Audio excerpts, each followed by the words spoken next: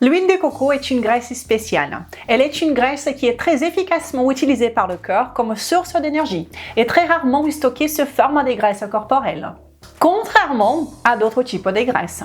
D'ailleurs, il y a l'histoire de certains fermiers qui ont essayé d'engraisser leurs porcs avec de l'huile de coco et ont vu les porcs maigrir rapidement au lieu de grossir. Cette anecdote a été rapportée par le cardiologue Sergio Pupin. Et parmi toutes les graisses naturelles que nous connaissons, cette caractéristique est unique à l'huile de coco en raison de sa haute concentration en triglycérides chaîne moyenne, TCM. Ce type de graisse est vu par le corps comme un carburant à haut indice d'octane, ce qui veut dire un carburant à être utilisé immédiatement et non à stocker pour plus tard. Et qu'est-ce que cela signifie pour votre tour de taille, votre santé, votre poids et votre énergie? C'est exactement ce que je vais vous expliquer maintenant. Alors, suivez-moi. Si vous êtes nouveau ou nouvelle ici, je m'appelle Renata Barcelos. Je suis chercheuse en sciences de la nutrition et créatrice de la méthode métabolique de perte de poids, l'accélérateur Maigre définitivement. Chaque semaine, je partage mes meilleures connaissances pour vous aider à atteindre et maintenir votre meilleure forme de la manière la plus saine possible, basée sur les meilleures connaissances scientifiques disponibles et sans bêtises. Eh bien, vous avez déjà probablement entendu dire que l'huile de coco est bonne pour la peau. Et en réalité, elle est également bénéfique pour les intestins, avec des effets antifongiques et antibactériens, etc. Et il existe beaucoup de bonnes preuves montrant que ces affirmations sont fondées. Donc, elles sont probablement vraies. Mais ici, je vais me concentrer sur cette qualité unique de l'huile de coco en tant que graisse pro-métabolique, qui peut vous donner plus d'énergie et même vous aider à réduire votre tour de taille. En effet, une étude de 2011 réalisée en Malaisie a testé justement l'efficacité de l'huile de coco sur la réduction de la circonférence abdominale chez 20 personnes obèses. Elle a conclu que l'huile de coco vierge est efficace pour réduire la circonférence abdominale, en particulier chez les hommes, et qu'elle est sûre pour la consommation humaine. Et il est important de noter que cette réduction de la circonférence abdominale a été obtenue en ajoutant simplement 2 à 3 cuillères à soupe d'huile de coco dans l'alimentation normale des participants, sans changer quoi que ce soit d'autre. Et comme mentionné au début de cette vidéo, les chercheurs disent également que l'huile extraite des noix de coco fraîches, l'huile de coco vierge, contient 70 à 85% d'acides gras TCM. Ces acides gras sont facilement oxydés, et c'est-à-dire utilisés par le corps, et ne sont pas stockés dans les tissus adipeux comme les autres acides gras à longue chaîne. Et voulez-vous voir quelque chose de vraiment surprenant? Dans une étude exceptionnelle réalisée en 2012 sur des rats, il a été démontré que remplacer une partie de la graisse végétale de leur alimentation par l'huile de coco réduisait drastiquement le stockage des graisses, rendant ces rats pratiquement immunisés contre la prise de poids. Et une autre observation intéressante est celle des populations des îles du Pacifique Sud. Ces populations étaient historiquement très minces, robustes, fortes et en bonne santé lorsqu'elles consommaient une alimentation riche en huile de coco, la graisse la plus accessible sur ces îles. À cette époque, l'obésité n'existait pratiquement pas.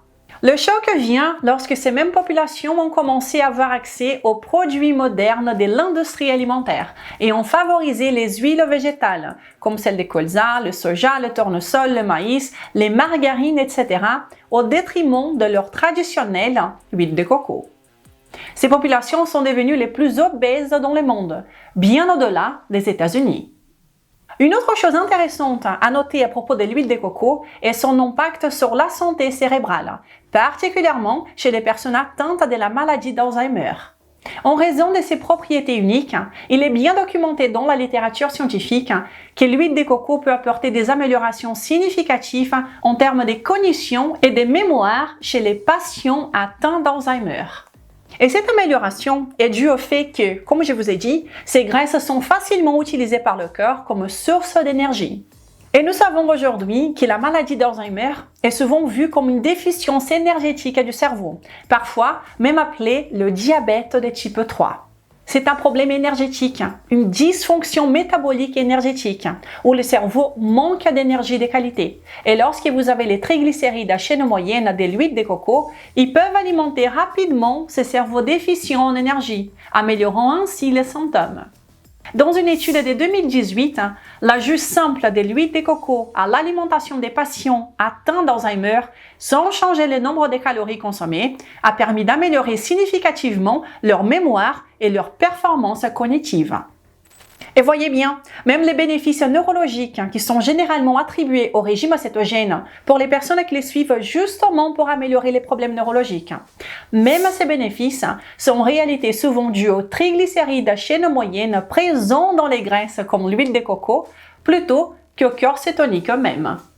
Et comme je l'explique depuis un bon moment déjà, la majorité des maladies métaboliques que nous voyons aujourd'hui, y compris l'obésité, ne sont pas causées par un excès de calories ingérées et un manque de calories dépensées, comme tout le monde le dit, mais plutôt par une dysfonction métabolique et énergétique au niveau des mitochondries de nos cellules.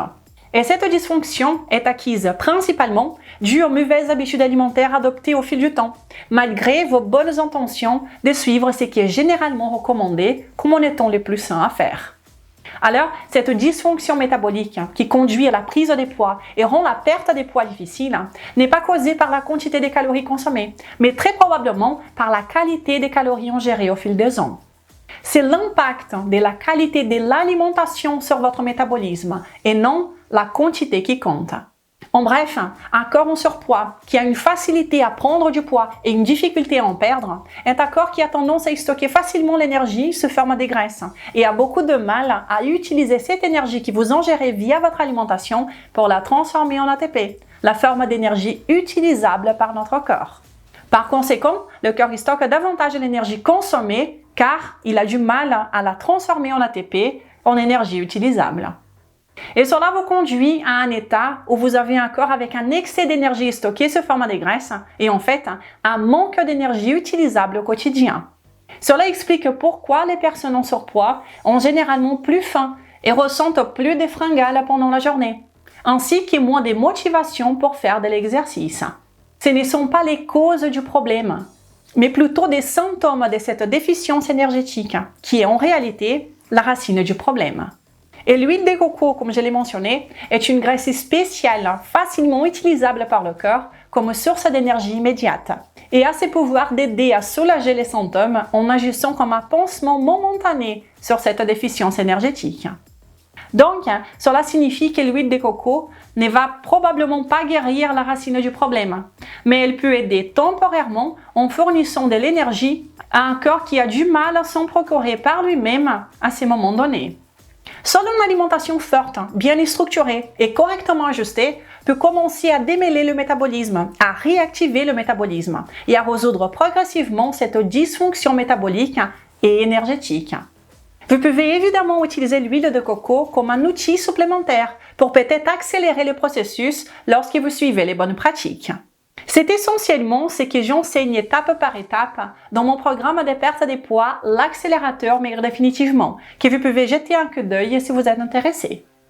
Mais continuons.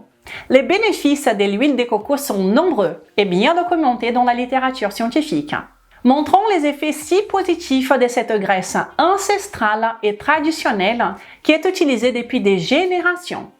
Cependant, lorsque vous recherchez des informations dans les médias, vous tombez souvent sur des opinions très négatives à chaque fois, n'est-ce pas?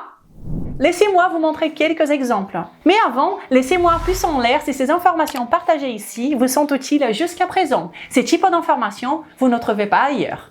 Donc, si vous les appréciez, je vous invite également à vous abonner sur cette chaîne maintenant et à activer les notifications pour que vous soyez prévenus à chaque fois qu'une nouvelle vidéo est partagée ici.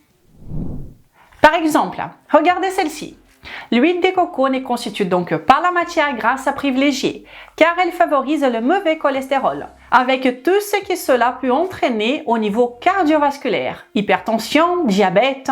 Elle est encore plus néfaste pour l'organisme que l'huile de palme.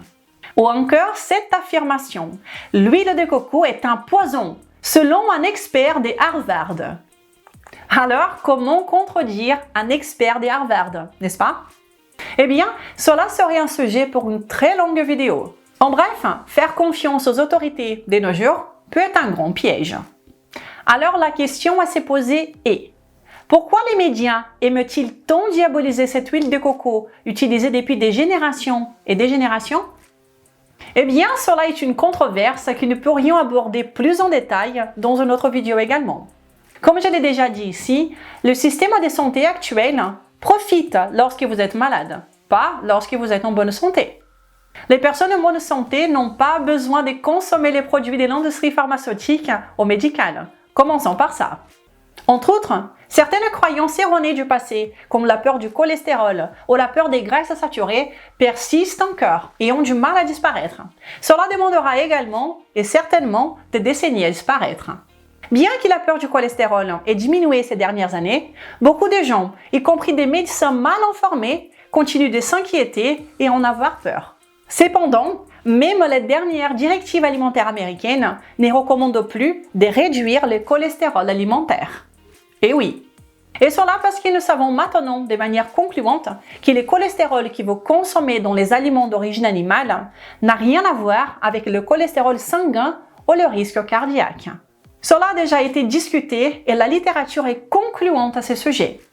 Cependant, comme je l'ai dit, il faut des décennies pour mettre à jour les manuels utilisés dans les universités et les professionnels formés mettant du temps à se mettre à jour, malheureusement. Enfin, vous pouvez attendre des générations pour connaître la vérité, ou me suivre ici pour être à la pointe du savoir. Et pour ceux qui pensent que les directives alimentaires américaines n'ont rien à voir avec le reste du monde, sortez de votre grotte. Les États-Unis influencent le monde entier, et cela ne date pas d'hier. Un autre grand mythe, et qui est encore celui qui est le plus fortement établi dans notre société, est celui de peur des graisses saturées. Et étant donné que l'huile de coco est très riche en graisses saturées, elle est évidemment critiquée par de nombreux détracteurs malhonnêtes et personnes mal informées et non à jour avec la science. Cette diabolisation de l'huile de coco est due à cette fausse croyance persistante, bien que scientifiquement refutée, que les graisses saturées dans l'alimentation sont mauvaises pour la santé. Eh bien, nous savons depuis des années que ce n'est absolument pas vrai. Par exemple, cette méta-analyse publiée en 2021 dans le Journal of the American College of Cardiology, qui est le golden standard de la science, conclut qu'il n'y a aucune preuve justifiant la recommandation de réduire la consommation des graisses saturées dans l'alimentation et que la consommation actuelle doit être maintenue. Au final, il est important de penser par soi-même, de prendre ses propres décisions. Ne déléguez pas vos décisions en matière de santé. Pensez-y.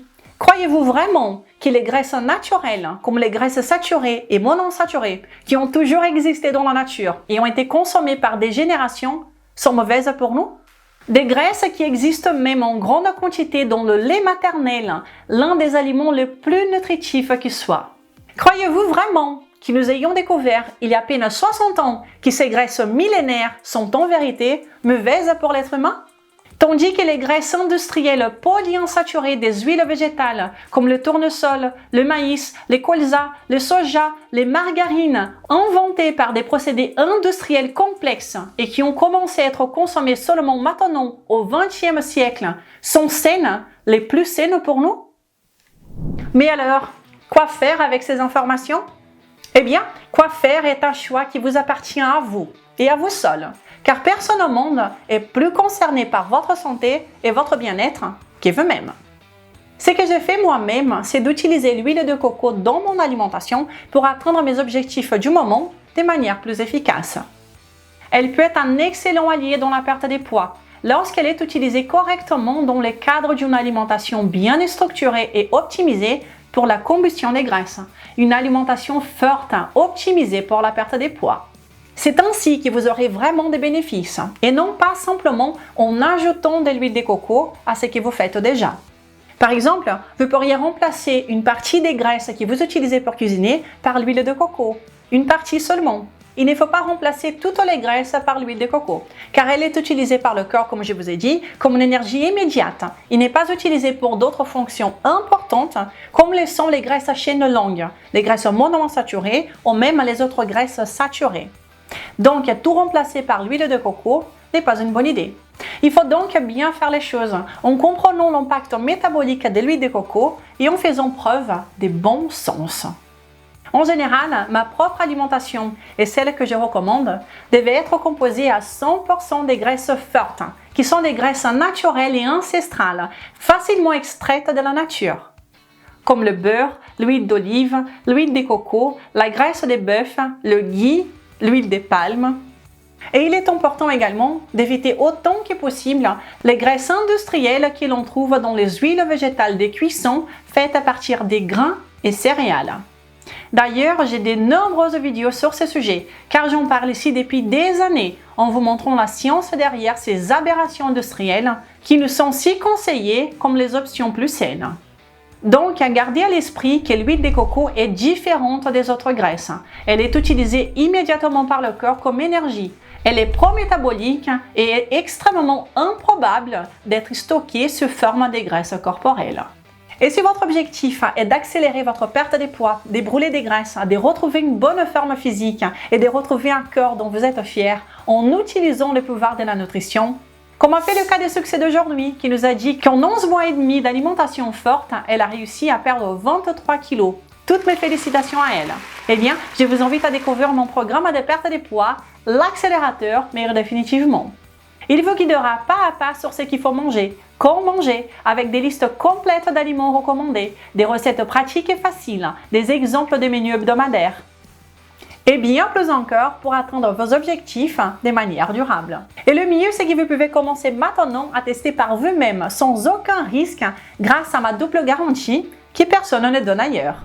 Rendez-vous sur accélérateur-md.fr ou consultez le lien dans la description pour en savoir plus, car je suis sûre que vous n'allez pas regretter.